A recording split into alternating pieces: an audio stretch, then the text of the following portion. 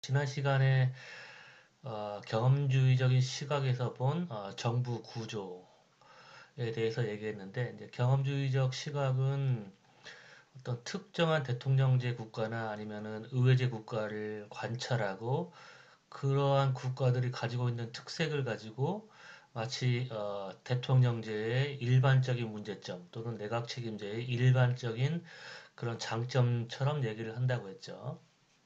하지만 대통령제와 내각 책임제의 장단점을 파악하기 위해서는 일단은 대통령제와 내각 책임제를 비교해야 되고, 그리고 그 둘을 비교할 때 통제된 비교를 해야 된다는 것을 지난주에 얘기했을 거예요.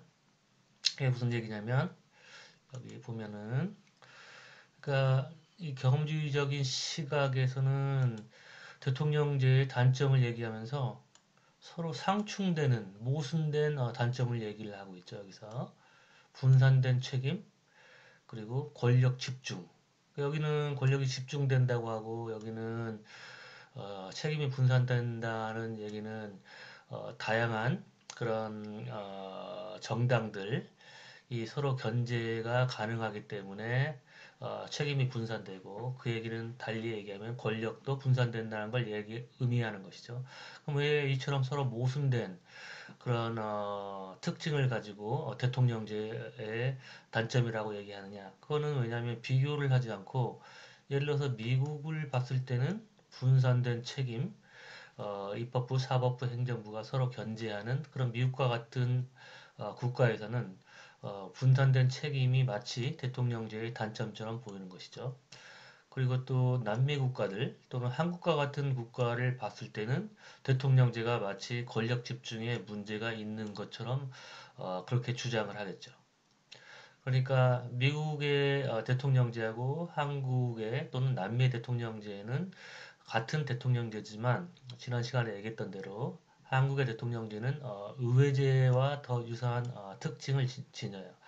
그리고 또 대통령이 여당을 장악할 수 있기 때문에 그 미국의 대통령제와 한국의 대통령제를 비교할 때는 어, 어떤 것이 대통령제의 특징인지 파악하기가 어려워요. 그러니까 한국 같은 경우에는 대통령이 여당을 장악하는 그 특성 때문에 권력이 집중됐는데, 그거를 이제 대통령제의 특징이라고 얘기할 수도 있겠죠. 또 미국과 같은 경우에는 삼권 분립 체제이기 때문에 이제 그거를 또 봤을 때는 그걸 대통령제의 특징이라고 얘기를 하겠죠. 그리고 또 내각 책임제도 마찬가지예요. 의회제도 여기에서는 분명한 책임 소재라고 또 얘기를 했어요. 근데 또 여기에서는 권력을 또 공유한다고 얘기를 하죠. 그러니까 파워 쉐어링. 권력을 분점하는 체제. 여기는 또 책임 소재가 분명하다는 얘기는 한 정당이 국정을 장악한다는 얘기니까 이 두 가지 장점이 또 서로 모순되는 거잖아요. 상충되는. 이처럼 또 상충된 주장하는 상충된 장점을 주장하는 이유는 영국과 같은 국가를 관찰했을 때 양당 의회제에서는 책임 소재가 분명하다고 얘기할 수 있죠. 왜냐하면 한 정당이 의회를 장악해서 어, 다수당이 법을 만들기 때문에. 하지만 또 다당 의회제를 봤을 때는 또 권력이 분산된다고 얘기할 수 있겠죠. 그러니까 어떤 국가를 보는가에 따라서, 그러니까 피상적으로 관찰되는 그 내용에 따라서 내각제 책임제의 장점을 다르게 얘기하는 것이죠. 그러니까 이처럼 경험주의적인 시각, 그러니까 겉으로 보이는 것에 의존하는 이런 설명 방식은 비분석적인 방식이라고 얘기할 수 있겠죠. 그래서 우리는 일단은 비교를 해야 돼요. 그러니까 미국만 봐서는 미국의 대통령제의 권력 분산이 대통령제의 일반적인 특징이라고 얘기할 수는 없죠. 그러니까 미국 대통령제하고 한국 대통령제의 특징들을 서로 비교를 해야 되고, 그 다음에 의회제도 다당 의회제와 양당 의회제의 특징을 또 서로 비교해야 되고, 뿐만 아니라 선거제도와 그 다음에 정당 지도부의 리더십, 그걸 또 그거를 통제된 비교를 해야 돼요.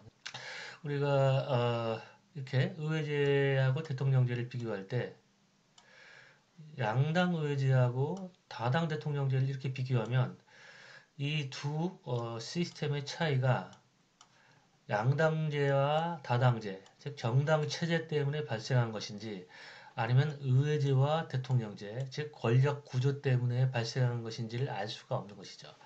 따라서 우리가 의회제와 대통령제의 장단점을 우리가 알기 위해서는 같은 정당 체제를 가진 국가들, 즉 양당제 국가들 중에서 의회제 국가하고 대통령제를 비교를 해야 되는 거죠.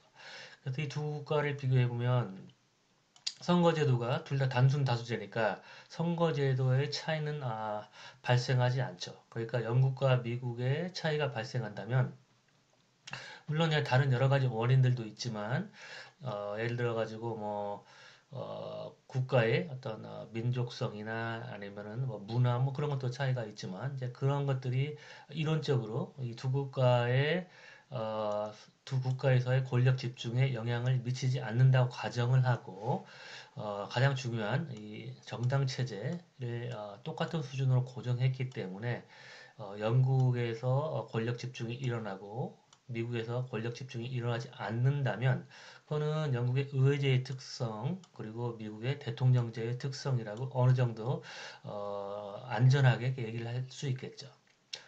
그리고 또 이 두 국가는 둘 다 민주주의 국가니까 어, 예를 들어서 영국에서 권력 집중이 일어난다면 영국이 비민주적인 국가라서 권력 집중이 일어난다. 그렇게 얘기할 수는 없겠죠. 왜냐하면 두 국가 모두 다 같은 수준의 민주주의 국가고 또 같은 수준의 정당 체제를 갖고 있기 때문에 이 두 국가 간의 정치 제도의 차이는 어, 정부 형태, 정부 구조 때문에 일어났다고 물론 그게 그렇게 결론을 내릴 수는 없지만 그 정부 형태가 영향을 미쳤을 거라고 우리가 가설을 세울 수가 있겠죠. 마찬가지로 다당 의회제 국가하고 다당 대통령제를 비교하면 두 국가 모두 다 다당제이기 때문에 정당 체제 때문에 이 두 국가 간의 차이가 일어났다고 얘기하기는 어렵죠. 근데 이제 문제는 뭐냐면 다당 의회제를 채택하고 있는 국가들은 대개 유럽 대륙 국가들이에요. 예를 들어 이태리나 뭐 벨기에 뭐 그밖에 여러 유럽 대륙 국가들 그리고 또 다당 대통령제를 채택하고 있는 국가들은 남미 국가들 이 다당 대통령제를 채택하고 있어요. 근데 이 두 집단을 비교하게 되면 문제는 뭐냐면 두 집단은 한 집단은 민주주의 국가고 또 한 집단은 비민주주의 국가예요. 그러니까 이 두 집단 간의 차이가 발생한다면 이 정부 형태, 그러니까 의회제냐 아니면 대통령제냐 이 차이 때문에 발생한 것인지 아니면 다당 의회제 국가들은 민주주의 국가들이고 또 다당 대통령제 국가들은 비민주주의 국가, 권위주의 국가 그 차이 때문에 이 두 국가 간의 권력 집중의 차이가 난지 알 수가 없는 것이죠. 그러니까 두 집단의 차이가 발생하는 것은 정부 형태뿐 아니라 민주주의냐 권위주의냐 그 차이가 또 있기 때문에 어떤 것 때문에 이 권력 집중의 차이가 발생하는지 알 수 없죠. 그래서 조금 전에 설명했던 대로 같은 대통령제 국가라고 하더라도 남미 국가는 민주적이지 않고 정당이 미국은 민주적인 정당을 가지고 있기 때문에 이 두 집단 간의 차이가 일어난다면 어, 한 국가는 민주적이고 또 한 국가는 비민주적이라는 그런 차이가 있겠죠. 근데 또 다른 차이는 뭐냐면 또 미국 같은 경우는 양당제 국가예요. 근데 이 국가는 또 다당제 국가니까 이 둘을 비교해도 한 국가가 민주적이고 다른 국가는 비민주적인 것이기 때문에 남미 국가들이 권력 집중이 일어난 것인지 아니면 정당 체제 때문에 그런 건지 알 수가 없죠.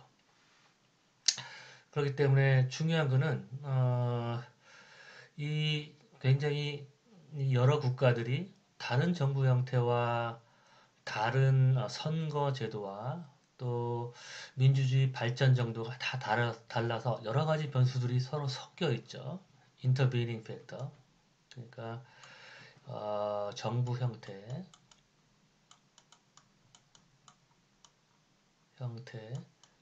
정부 형태가 권력 집중에 영향을 미친다는 주장을 하는데 집중. 문제는 뭐냐면 이 사이에 선거제도,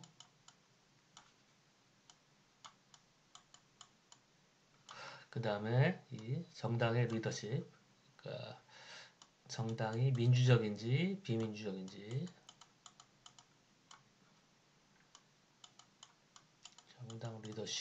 정당 리더십이 민주적인지 비민주적인지, 이런 두 가지 변수들이 이 중간을 매개하는 그런 역할을 하기 때문에 이 정부 형태가 바로 권력 집중에 이렇게 영향을 미치는 건지, 아니면 정부 형태가 선거제도에 영향을 미치고 선거제도가 권력 집중에 영향을 미치는 이런 형태의 인과적인 관계인지가 알 수 없다는 거예요.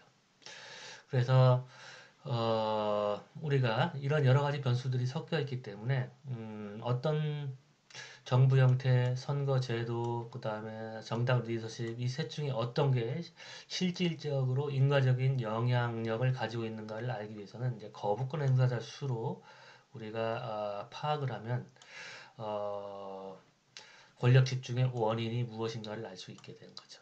예를 들어서 양당 의회제 같은 경우에는 양당 의회제는 다수당이 다수당의 지도부가 행정부를 구성해서 법을 만들기 때문에 독자적인 거부권 행사자라고 얘기할 수 있죠. 거부권 행사자가 1, 다수당 지도부. 근데 양당 대통령제 같은 경우에는 한 정당이 과반수를 대통령이 대통령 정당 즉 여당이 과반수를 차지하면 그럴 경우에는 대통령이 독자적인 거부권 행사자라고 얘기할 수도 있겠지만 다른 국가에서는 근데 미국 같은 경우에는 대통령이 여당을 장악할 수가 없어요. 그러니까 규율적인 정당이 아니라 자율적인 의원들이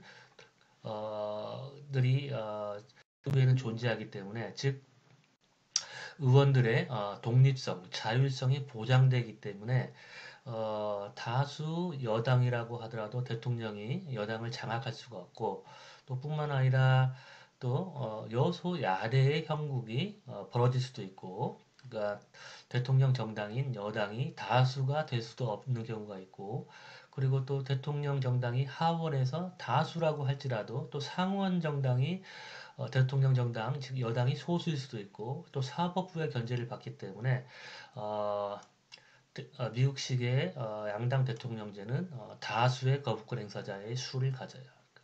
일반적으로 4개의 거부권 행사자, 대통령, 상원, 하원, 사법부. 이처럼 다른 형태의 정부, 그러니까 다른 정부 형태를 이처럼 거부권 행사자의 수로 치환하면 이 국가들이 권력이 집중될지 집중되지 않을지를 알 수가 있는 거죠. 마찬가지로 다당 의회제는 연합정부에 참여한 정당의 수, 만약에 4개 정당이 연합정부에 참여했으면 거부권 행사자의 수가 4개가 되는 거죠. 근데 남미 국가의 대통령 제도에서 만약에 이 국가가 권위주의 국가이기 때문에 대통령이 의회를 장악할 수 있다면, 그러니까 대통령 정당이 다수당이 되지 못하더라도 비민주적인 방법으로 여당도 장악하고 또 야당도 장악할 수 있다면, 그러니까 야당이 여당의 거수기 역할만 할 수 있다면, 그러면 거부권 행사자 수가 1이 되는 거죠. 그러니까 이름은 중요하지 않죠?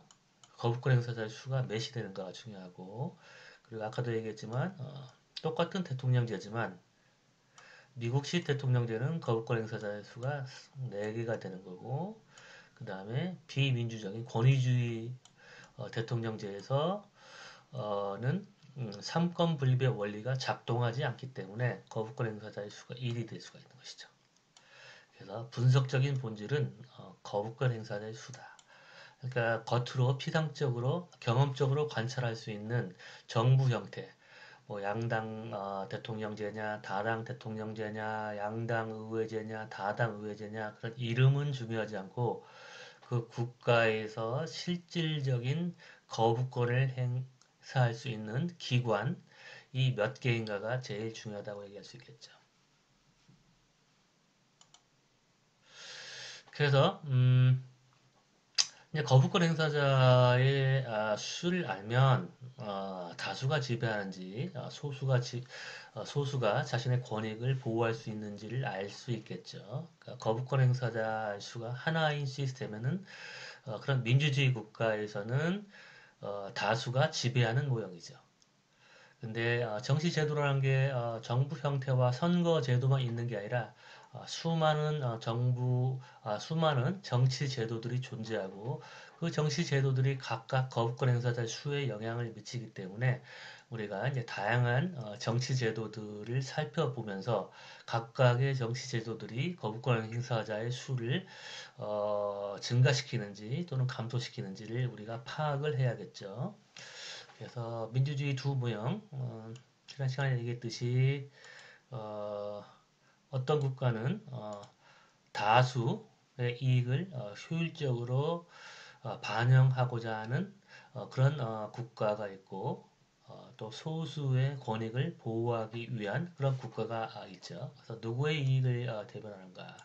그러니까 다수와 소수의 중간에서 어떤 한 국가는 다수 쪽, 또 다른 국가는 소수 쪽에 더 무게를 두는 것이죠. 그래서 웨스트민스터 모델 또는 다수제 모형은 과반수 획득 정당의 권력이 집중되고 그 다음에 소수 정당의 이익을 배제한다. 왜냐하면 이러한 국가의 목적은 민주주의의 원리 중의 하나인 다수결을 위해서 다수의 이익을 효율적으로 반영하는 게 이런 국가의 목적이기 때문인 것이죠. 그 다음에 컨센서스 모델, 합의제 모형은 거대 연정, 그러니까 가장 전형적인 합의제 모형은 일부 정당만 연합정부에 포함되는 게 아니라 모든 정당이 연합정부에 다 포함이 돼서 모든 정당들이 일정 부분 영향력을 행사할 수 있도록 하는 게 합의제 모형이겠죠. 거의 모든 정당의 이해가 표출된다. 그러니까 스위스 같은 경우가 이제 그런 경우예요. 그러니까 크리스찬 데모크렛, 기민당, 소셜 데모크렛, 사민당, 그다음에 레디칼 데모크렛, 급진 민주당, 그다음에 스위스 피플스 파리, 그러니까 스위스 인민당이 되겠죠. 이 네 개 정당이 7개의 내각직, 뭐 내무부 장관, 외무부 장관 그런 내각직, 7개 내각직 중에 각각 2대 2대 2대 2대 비율로 이 네 정당이 나눠 가져요.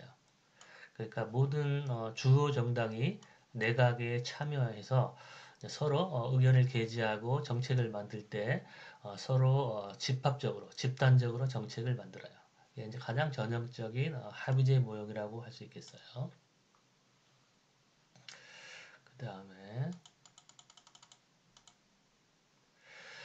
아까도 얘기했듯이 여러 가지 정치 제도가 민주주의 두 모형에 영향을 미치고 그 중에서 제일 중요한 게 정부 형태. 그러니까 정부 형태라는 거는 이제 행정부의 권력 집중에 이제 영향을 미치는 그런 정치 제도라고 얘기를 할 수 있겠죠.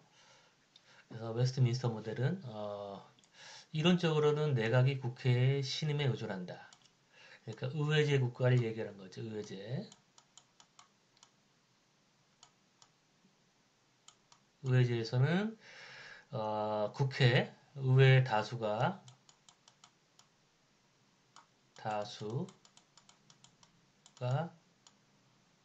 행정부 정부를 구성하죠. 내각 같은 얘기예요.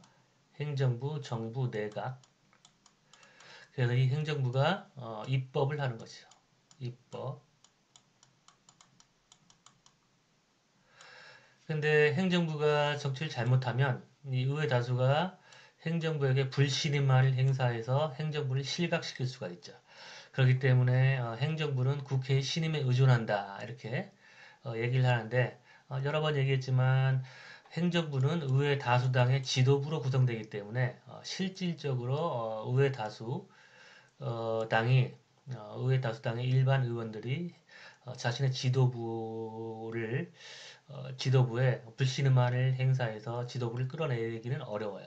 그래서 실제로는 내각, 행정부가 의회를 통제한다.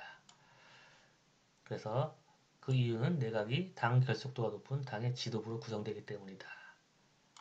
그러니까 양당제 국가에서 의회제를 채택하게 되면 다수당이 행정부를 구성하고 행정부가 다수를 위한 정책을 만드는 매우 이론적인, 직렬적인 시스템이죠.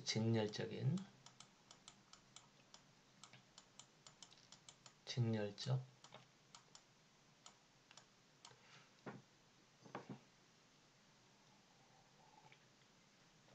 반면에 이제 컨센서스 모델은 당 간의 결속력이 낮은 연정으로 구성된다. 여러 정당이 연합정부를 형성하는 거죠. 그러니까 다당 의회제 같은 경우가 거기에 해당되죠. 그러니까 한 정당이 다수를 차지하지 못하기 때문에 이제 여러 정당이 이렇게 서로 연합을 해서 한 정부를 형성해서 이 정부.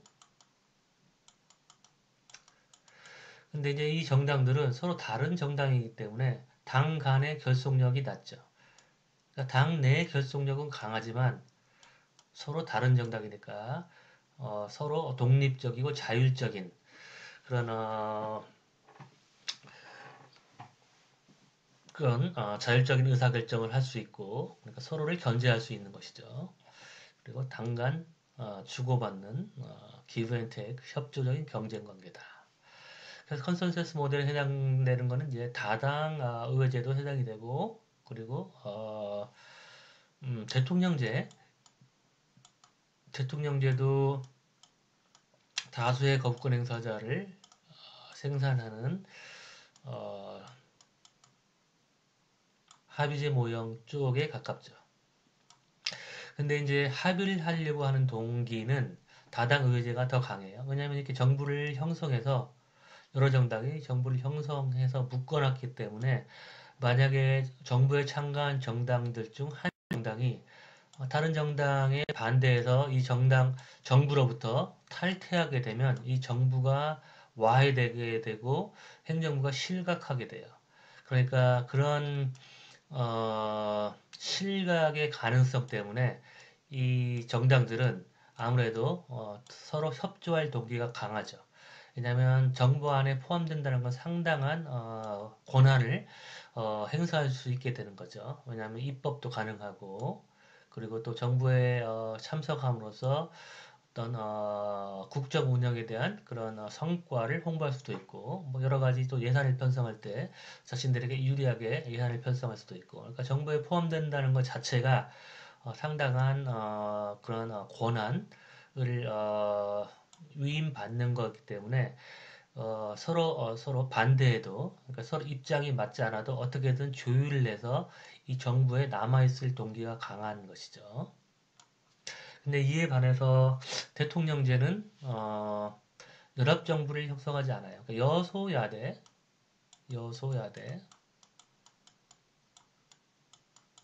여소야대가 형성돼도 여소야대라는 거는 여당이 의회에서 다수를 차지하지 못한 경우죠. 그럴 경우에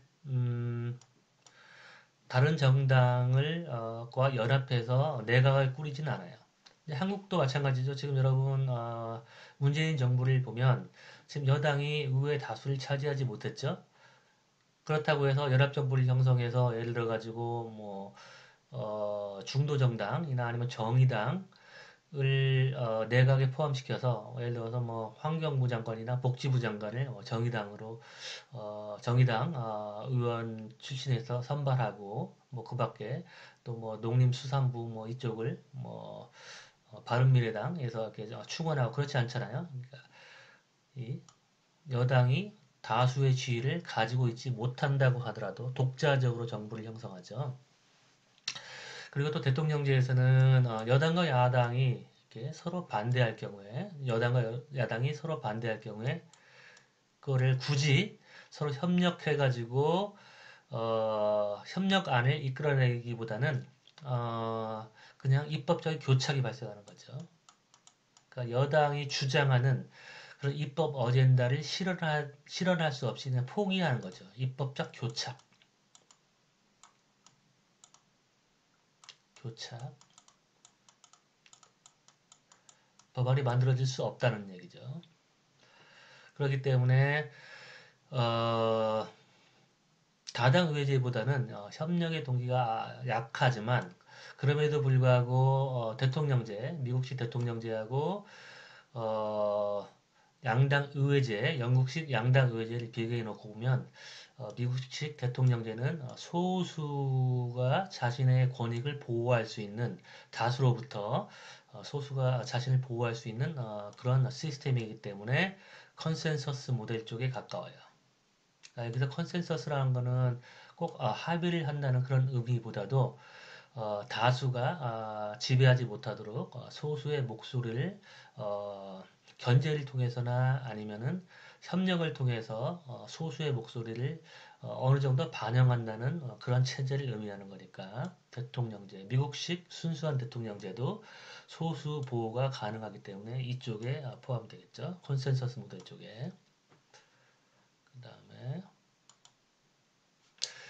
그 다음에 이제 정부 형태 못지않게 중요한 게 이제 선거제도예요. 왜냐하면 선거제도는 거부권 행사자의 수에 직접적인 영향을 미치죠.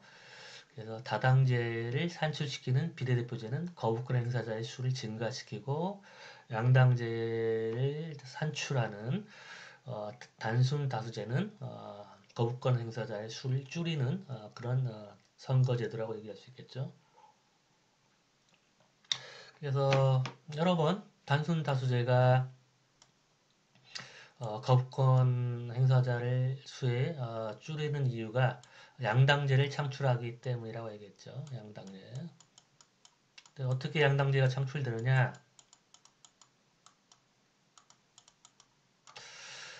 예를 들어서 1983년의 영국 선거에서 리버럴 파티 자유당하고 소셜 데모크렛 사회민주당 연합이 25%를 득표했어요. 근데 의석은 3%밖에 확보하지 못했어요. 그러니까 한국도 마찬가지로 지역구 선거에서 정의당이 3, 4% 지지를 얻어도 한 석도 차지하기 어렵죠. 마찬가지 이유예요. 왜냐하면 단순 다수제는 최다 득표를 한 후보만 의석을 가져갈 수 있기 때문에 이런 군소 정당은 의석을 가져갈 수가 없어요. 그러니까 이제 두 가지 이유에서 기계적 효과라고 불러요. 기계적 효과. 첫 번째 이유는 기계적 효과. 왜냐하면 커다란 두 정당 이외에 다른 정당들은 최다 득표가 어렵기 때문에 어,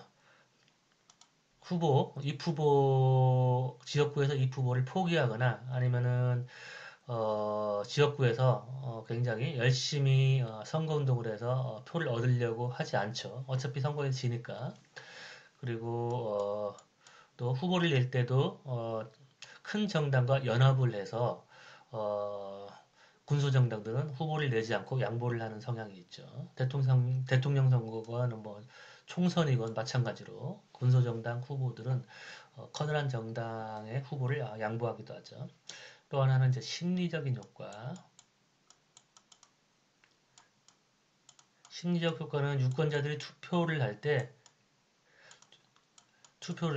어차피 군소정당에게 투표해봤자 자신의 표가 사표가 되기 때문에 자신이 군소정당 후보를 지지하더라도 그 후보에게 투표하지 않고 그 군소정당과 유사한 정당의 후보를 지지하는 그런 효과를 심리적인 효과라고 불러요. 그러니까 단순 다수제는 이처럼 기계적 효과와 심리적 효과 두 가지 효과 때문에 양당제가 창출된다.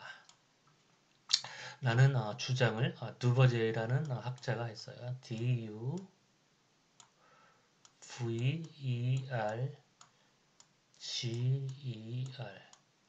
이게 이제 프렌치 학자이기 때문에 뭐 두베르제 이렇게 읽기도 하고 영국식으로는 두버제 이렇게 읽기도 해요. 그리고 또 다른 예를 들면 1981년에 뉴질랜드에서 사회신용당 더 소셜 크레딧 파리가 21%를 득표했는데 2%만 의석을 확보했어요. 그래서 이처럼 군소정당은 의석에 진입하기가 어렵기 때문에 양당제가 창출된다 이거예요. 그 다음에 이제 비례적인 의석 배분을 하는 비례대표제. 지난 시간에 얘기했듯이 단순 비례대표제도 있고, 단순 비례대표제는 유권자들이 1인 1표만 행사해서 정당 투표만 하는 거예요. 단순 비례대표. 그래서 각 정당들은 자신들이 확보한 득표율만큼 의석을 가져가요. 물론 봉쇄조항이 있어서 봉쇄조항 비례대표. 한 정당이 의석을 확보하기 위해서 얻어야 될 최소 득표율이 있어요. 한국 같은 경우에 3%의 봉쇄 조항이 있죠. 그러니까 한 정당이 비례대표 의석을 확보하려면 최소한 3%를 얻어야 돼요. 독일은 5%.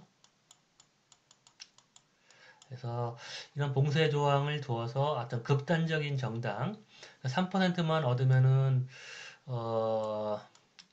의회에 진입할 수 있기 때문에 극단적인 지지 세력들, 예를 들어 태극기 부대가 한국에서 뭐 3% 이상은 되겠죠. 그런 세력들이 지지하는 의원들이 의회에 진입하는 것을 이제 막기 위해서는 조금 더 높은 이런 봉쇄 조항을 둘 필요도 있겠죠. 그러니까 봉쇄 조항을 어떻게 두는가에 따라서 얼마나 많은 정당들이 의회에 진입하는가에 영향을 미치겠죠. 그 다음은 이제 단순 비례대표제 말고 연동형 선거제도. 연동형 선거제도는 1인 2표제. 그러니까 한 표는 지역구 투표, 한 표는 정당 투표. 의석을 배분할 때는 정당이 얻은 정당 득표율로 의석을 배분하는 시스템이에요. 그래서 어쨌든 단순 비례대표제나 아니면 연동형 비례대표제는 다당제를 창출하고 다당제는 다수의 거부권 행사자를 산출해서 소수가 다수를 견제할 수 있는 그런 시스템을 산출하게 되는 것이죠. 그 다음에 하나만 더 할까요? 자, 중앙정부와 지방정부의 관계. 그러니까 웨스트민스터 모델 다수 모형은 지방정부는 중앙정부에 기능적으로 의존한다. 그리고 중앙정부와 지방정부 간의 지리적인 기능적인 구분이 모호하다. 그러니까 이런 국가를 이제 단방제 국가라고 불러요. 단방제. 컨센서스 모델은 연방제 국가. 그러니까 미국과 같은 연방제 국가는 지방정부의 역할을 헌법에 명시해놨어요. 그러니까 지방정부와 중앙정부가 서로 다른 관할 영역에서 서로 중첩되지 않는 영향력을 행사해요. 관할 영역. 그래서 지방정부는 주민들의 일상생활과 관련된 그런 영역, 뭐 선거나 뭐 운전면허, 아니면은 우편, 뭐 그런 여러 가지 일상생활과 관련된 그런 영역에서는 주정부가 독자적인, 독립적인 영향력을 행사할 수 있어요. 연방 정부는 이제 주 간의 문제, 주 사이에서 벌어지는 문제를 관할하도록 되어 있어요. 그런데 이에 반해서 단방제 국가에서는 이처럼 중앙정부의 역할과 지방정부의 역할이 서로 분리되어 있지 않고 지방정부는 중앙정부에 종속적이죠. 그리고 이제 또 제일 중요한 게 역시 돈이겠죠. 그러니까 중앙정부가 예산을 압도적으로 더 많이 확보하고 있고 그리고 지방정부는 독립적으로 지방정부를 운영할 만한 그런 예산이 충분하지 않기 때문에 중앙정부에 의존적일 수밖에 없는 것이죠. 그래서 이 단방제 국가는 중앙정부가 지방정부를 지배하기 때문에 지방정부가 중앙정부에 대한 거부권을 행사할 수 없죠. 그러니까 하나의 거부권 행사자가 만들어지는 거죠. 근데 연방제국가에서는 지방정부가 중앙정부에 거부권을 행사할 수 있는 것이죠. 예를 들어서 연방정부가 지방정부의 관할 영역에 영향력을 행사하려고 할 경우에 지방정부는 거기에 대해서 거부권을 행사할 수 있죠. 하지만 미국 같은 연방제 국가에서도 점점 이 관할 영역이 서로 분리되었던 관할 영역이 모호해지면서 연방 정부의 그런 영향력이 강화되고 있어요. 그러니까 여러분 영화를 보면은 어떤 범죄 현장에 먼저 그 셰리프나 아니면 보안관, 주정부의 보안관이 어, 그 범죄 현장에서 수사를 하면 나중에 FBI가 와가지고 그런 수사권을 자신들에게 넘겨라 뭐 그런 식으로 서로 갈등을 겪다가 주정부의 경찰들이 결국에는 연방정부 FBI에게 그런 수사 권한을 넘기는 걸 많이 봤죠. 그래서 그거는 왜냐하면 연방정부의 권한이 점점 강해지고 그리고 또 범죄가 단순히 주정부만의 그런 영역에 국한된다고 얘기하기 어려운 그런 범죄들도 있죠. 예를 들어 가지고 어떤 특정한 캘리포니아에서 범죄를 저지르고 뭐 그 인접주로 피신해서 또 다른 범죄를 저지르게 되면 그러면은 그거는 한 주만의 문제가 아니라 두 주에서 벌어진 범죄고 또 이제 경찰들이 서로 협력을 하거나 뭐 정보를 교환해야 되는 그런 문제가 생기는데 서로 관할 것만 주장하다 보면 그런 범죄 수사가 쉽지 않겠죠. 그럴 경우에는 이제 중앙정부, 그러니까 연방정부 경찰인 FBI에게 이제 관할권을 이렇게 넘기는 것이죠. 그래서 이처럼 과거에는 이렇게 이동이 이렇게 용이롭지 않고 그랬을 때는 주정부의 어떤 관할 영역이 비교적 명확했었죠. 공해도 마찬가지죠. 뭐 공해가 일어나고 봤자 과거에는 뭐 어떤 공장 주변에 폐수가 유출되고 이제 이런 식으로 어떤 주 안에서의 문제가 이제 공해 문제가 주 안의 문제로 국한되었는데 근데 이제 점점 큰 공장을 짓고 그러면서 그 공장에서 뿜어내는 그런 매연들이 다른 주에 넘어갈 수도 있겠죠. 지금 중국의 그런 미세먼지가 한국으로 넘어오듯이 이제 그렇게 되면은 그 매연을 뿜어내는 회사를 수사하는 게 주정부의 문제는 아니죠. 왜냐하면 옆주로 그런 매연이 넘어가기 때문에 그럴 때는 이제 중앙정부가 또 관할을 해야 되겠죠. 그래서 지금은 갈수록 어떤 주정부의 관할권에 제한된 그런 영역이 점점 좁아지니까 연방정부의 권한이 점점 강화되는 추세에 있겠죠. 그러면 오늘은 딱 여기까지 할게요. 수고 많았어요.